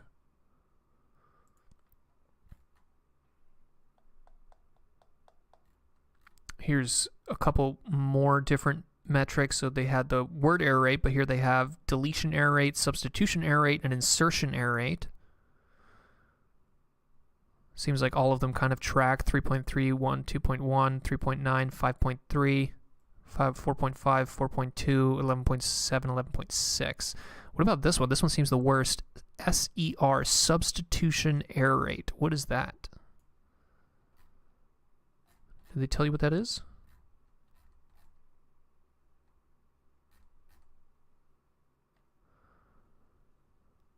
Damn, this is quite an extensive paper. Like, they go through all the different experiments that they did. So like any kind of machine learning research project, right, is going to be a series of experiments. You perform a certain hyperparameter sweep, let it run, you come back, you look at what you got, you think about what the next thing you want to do is, what the next thing you want to sweep is, run that sweep again, come back, think about it. So it's kind of like this kind of iterative process where you're running an experiment, using the learnings from that experiment to design the next experiment, and then running that next experiment. And here they're kind of really telling you all the different experiments that they did here. Performance improves with increasing data set size. Is that the distilled data set size? So if the amount of training data increases the performance, then they should have added data set augmentation, trained it for longer, or even just added more raw data, right? Because they really only used a small portion, 21,000 hours, compared to the original 600,000 hours. So that's kind of interesting. Means you could probably go out there and get a new state-of-the-art by just training on a little bit more than they did.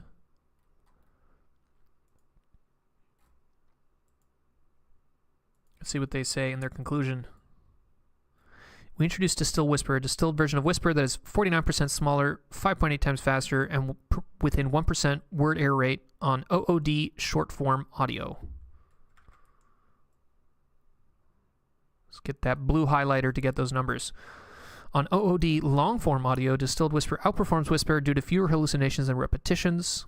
We show that large-scale pseudo-labeling is an effective strategy for distilling. And I think this applies not just to audio. You could apply this to your domain of choice. So if you're doing anything in any modality, you could use a large foundation model to pseudo-label an unlabeled data set and then distill from that now labeled data set. ASR models in particular, when combined with their WER threshold. Whisper using speculative decoding, 2 times faster inference. What is this? We gratefully acknowledge the support of Google's TPU Research Cloud program for providing cloud TPU resources for this research. That's kind of interesting. This is Hugging Face. Huh. That's super interesting. So you're telling me that Google has open research TPU grants and that Hugging Face is not even paying for their own cloud budget. They're using Google budget. Did Hugging Face, let's look them up on Crunchbase here. I wonder if they've received Google money. Like, why would Google do that? Financials. God, I'm still using the fucking free things. Let's see. Hugging Face, Google investment. Do they have Google money? Yeah, they do. Very interesting.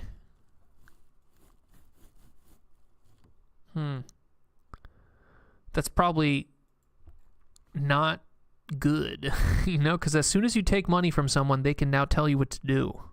So it's very difficult, you know, in a world where open source AI is seen increasingly as dangerous. Maybe Hugging Face becomes a little bit less open source through pressure from Google, which is really pressure from the regulators. It's kind of interesting to think about. All right, so now here we have all the references, and let's go down into the appendix section here. See if there's anything interesting for us to chew on. Qualitative statistics of the datasets. Telephone, headset, close mic. There's a little bit. 260-hour corpus of two-sided conversation calls. The fuck is this? Is this like the NSA dataset? What? Okay, explanations of all their data. Experimental setup. Train the models using JAX. So JAX is Google's framework. Google has obviously TensorFlow, but TensorFlow is basically dead at this point, and everyone at Google now uses JAX, except for the robotics people apparently. But JAX is cooler for a variety of different reasons, and it seems like Hugging Face is now a JAX house training on TPUs, so they're really just basically doing work for Google here. bfloat 16, which is also Google. That's BrainFloat from Google Brain. Softmax temperature, computing the KL divergence loss. Trained with the Atom W, gradient norm clipping. Slanted triangular learning rate. Whoa. Linearly increasing from 0 over the first 500 steps, so they're a little warm up, and then linearly decaying it to 0. I guess that's where their triangular comes from, because it's a little triangle. It goes up and then back down.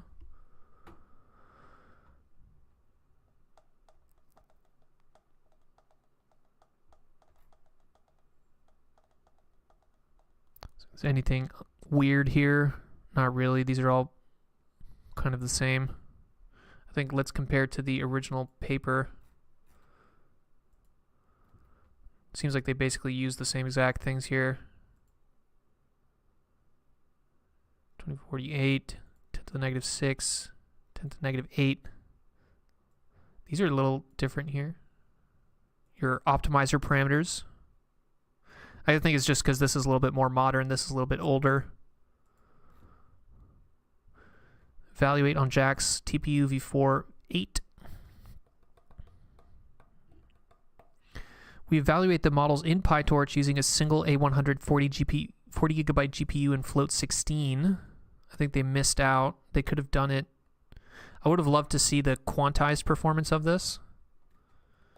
Because especially if you're going to be releasing like a distilled speech-to-text model, like for sure people are going to be using this on edge devices. If they're going to be using this on edge devices, they're going to want to quantize it as much as they can. So you're talking about 4-bit or 8-bit.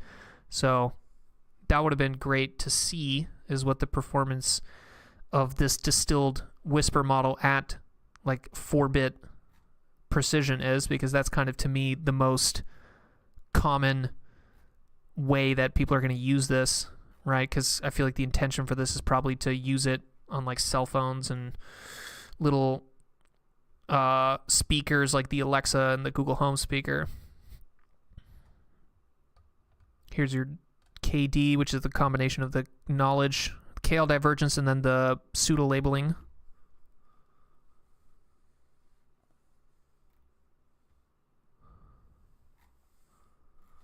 What else do we have here? Interesting. They tried to add this MSE, this mean squared error, between what? Mean squared error to encourage the student's hidden layer outputs to match those of the teacher. Huh, okay, so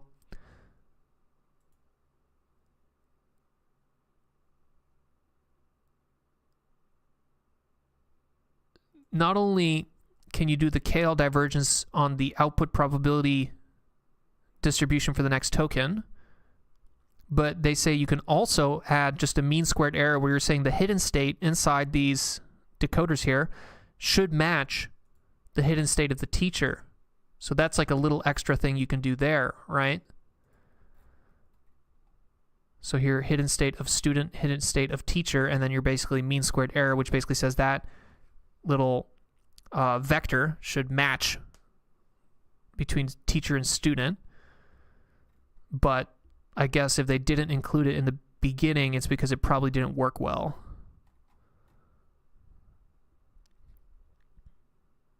Yeah, we achieved better results with the specified compared to using the MSE loss. Okay, so basically it didn't work well, so they ended up just doing this. Actually, maybe it is a little bit better. Look at that. You got a little bit higher on a little bit lower word error rate with that little extra MSE. Is your speculative decoding.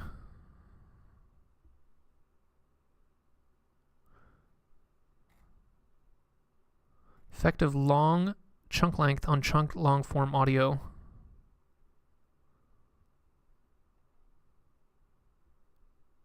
So here you have 30-second chunks, 10-second chunks.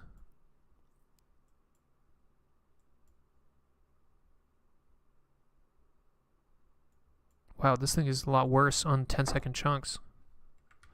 Like, what happens here? Like, right between 15 and 10, it just randomly, like, blows up here.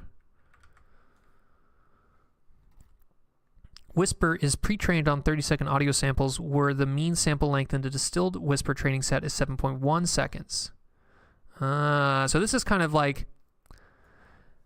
similar to like in language models. I remember we were reading a paper where they had a similar situation where the pre-training data set had different context lengths, and then they were trying to fine-tune on a data set that had short little mini conversations, right? Like short contexts. And then there was a little bit of a gap there, right? There was kind of a little bit of this transfer problem. It seems like there's a similar situation happening here where the original Whisper model, it's been trained on entirely 30-second audio samples, so it's kind of overfit a little bit to that. And if you change that too drastically, the performance is going to go down, or in this case, the word error rate is going to go up.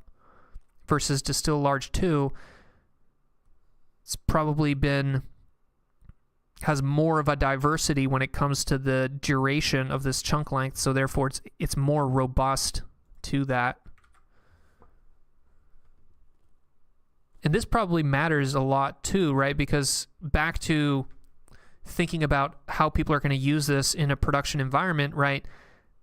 When you're talking to like your assistant, you're probably going to be talking in 10-second chunks, right? Like probably not 30-second chunks. Like how often are you like saying something that takes 30 seconds to say? Like not very often. So like I would actually say that this is quite important, right? Because if you're actually trying to do this in production, you probably care more about the performance on 10-second chunk length than you do on the 30-second chunk length. So that's a little something there. A little extra benefit here. Good old flash attention 2. We report the inference time on a 40 gigabyte as well as a 16 gigabyte T4. Typical consumer grade GPU. Do you guys have T4s? Is that what you guys have? I have a 3090 as my poor kid GPU.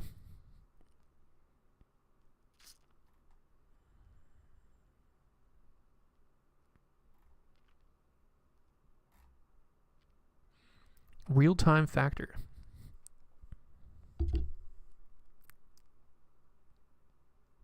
So they're comparing to with flash attention, without flash attention. A little bit faster.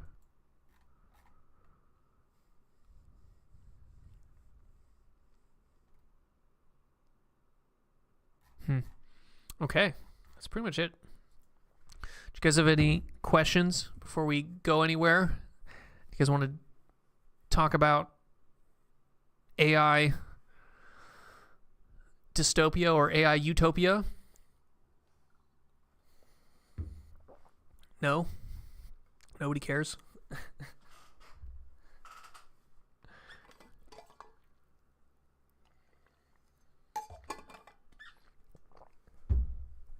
All right. Let's summarize this then. So,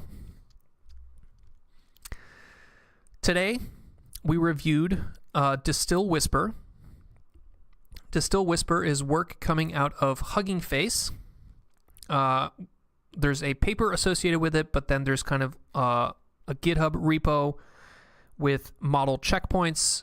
There's also collabs that kind of show you how you might use this. So it's relatively simple to use. You just basically use the Hugging Face stack to use it locally. This is not even necessarily work by Hugging Face because we learned that it's also supported by Google. So all of their training was done on TPUs. They use JAX. So really this is kind of a combination of Hugging Face and Google doing this, which maybe gives you a little bit of intuition about what that relationship looks like, right? If you have Hugging Face releasing open source models that have been trained using Google resources, like what, you know what I'm saying? There's like weird shit going on there. There's some Game of Thrones stuff going on that we're not necessarily privy to. But basically what this paper does is it distills the decoder on Whisper. So Whisper is a speech-to-text model that OpenAI released back when they were still releasing things and explaining things well. But basically what Whisper does is it converts speech to text, where the speech is audio, and that audio is first turned into this spectrogram. This spectrogram is a result of basically Fourier transforms and a couple different hard-coded hyperparameters based on human hearing.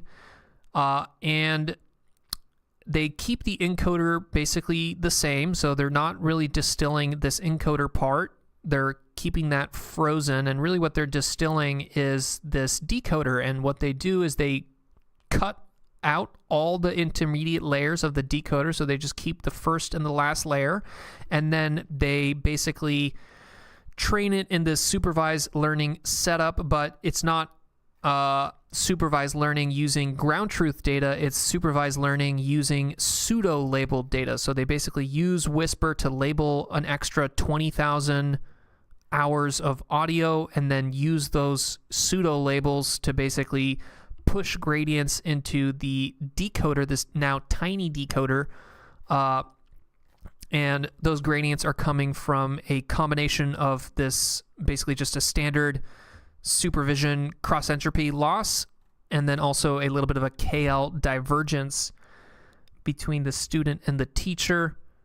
And yeah, relatively quickly. They can basically get a distilled version of the Whisper decoder that works within 1% word error rate. I don't really know how close that is, but to me that seems like it's basically identical. It'd be very difficult for you to even tell that the accuracy has changed. And the advantage of the fact that they used the same encoder means that they can use it in this speculative decoding kind of setup. So in a speculative decoding setup, you're using two different models, one that is bigger, one that is smaller. And the smaller one is basically, I like this figure to explain it the most, but you have the encoder, the time that it takes to do the encoding of the actual audio, and then you have the decoding, which is basically doing one token at a time. And if you have a small model, you can basically speculatively decode, and then you drastically reduce the overall amount of time that you spend doing inference. So here would be, for example, Whisper with the full decoder, and then here at the top, this would be what Whisper with this small, tiny decoder would look like, this distilled decoder. And that's basically it. So TLDR, they now have a faster version of Whisper. But who really owns this? I don't really know. There really isn't any legal precedent about ownership and licensing for models that are distilled. Like, what do we even do with this, right? This is OpenAI using a bunch of public data sets, right? They literally say it here, like a bunch of public millions of people creating data. So you have a bunch of millions of people making videos and creating data. That data is used to train a model by OpenAI. Then Hugging Face distills that model using TPUs paid for by Google, and then releases that model as an open source. So it's not like what does that even mean, right? Like who owns anything at this point? Everybody's just kind of just distilling things, and yeah, it's a distilled MIT license. So we'll see whether that continues, or maybe OpenAI sues these people, or maybe Google sues them, or I don't know what's going on anymore. But that's basically it, guys. Cool topic, just don't have much to say. Speculative decoding is interesting. I've been digging into that and continuous batching in the past week. Yeah, I think that, to me, there's probably speculative decoding is something that is important for inference. And I think that any kind of trick or optimization in the inference side of things, that seems to me like the exact type of stuff that they wouldn't release, right? So I feel like OpenAI probably has some pretty cool special sauce around speculative decoding, where they're using kind of distilled models to speculatively decode larger models. So I wouldn't be surprised if there's some cool shit going on there that they've developed internally for things like ChatGPT, but that's going to be difficult for them to tell you that. So they did maintain the same performance on all languages, or just English. Most of the paper, they really just compare the full thing, but like these data sets, I don't know. I guess the answer to your question is about the same, or is I don't know. Why is speculative decoding not used in all transformer-based models? It probably is. So here's something you have to realize, is that for the longest time, machine learning research was all about state-of-the-art and paper publishing, right? So you only cared about publishing a paper and achieving a state-of-the-art, right? You don't care about inference time, right? So people didn't really care about speculative decoding because that's not going to get you the state-of-the-art, right? It's just going to get you the same thing, but just a little bit faster. But if you're an industry and you're making products and you're trying to sell a product such as a transformer-based model, like, you really care about speculative decoding, because if you can make your thing a little bit faster, people are going to use it more.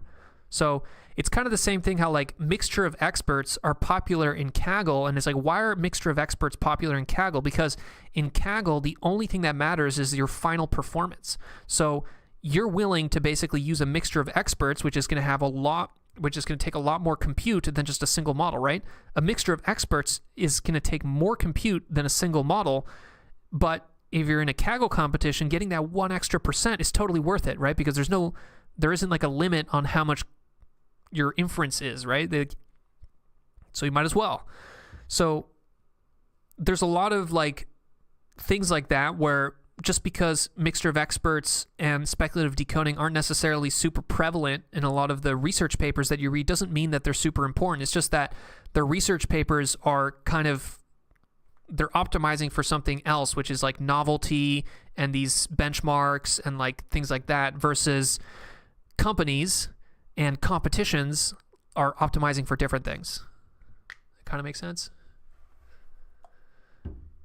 Yeah, but unfortunately, the problem is that all of those little inference tricks, like mixture of experts and speculative decoding, there's literally zero incentive for these companies to release all the tricks that they're learning from this. So unfortunately, we're going to have companies like OpenAI and Google and Meta, all of them are probably going to figure out the same tricks independently, which seems like a waste of resources, but I guess that's the closed AI narrative. You're better off having 3 giant companies compete and figure everything out in parallel rather than everyone's figure thing out together. I had to end it on some meta statement on OpenAI and closed AIs. Mixture of expert is very hidden now. Yeah, this is probably not even the right terminology to use. They probably have something much more clever and unique and bespoke. But that's it, guys. Hope that was useful. Tomorrow we got a stream that's also technical. This weekend I decided to get a little bit super technical. Like, we'll see if anybody shows up for this. But this is tomorrow we're going to be looking at LoRa shear. LoRa shear is a type of LoRa that is more about like pruning. So it's kind of like it seems to be like a sparsity, kind of like pruning LoRa rather than what normal LoRa does, which is just kind of like adjust some of the weight. So I don't know, kind of interesting, kind of unique. Potentially something that gets buried in time and nobody ever cares about again, but I don't know. I'm all about cool, unique things, so I'm going to read that. If you're interested, join us. If you're not, have a great Saturday and Sunday, and see you guys later. Thank you, Josh, Khan, the Yivian, Khalil, 87, Daniel, who else?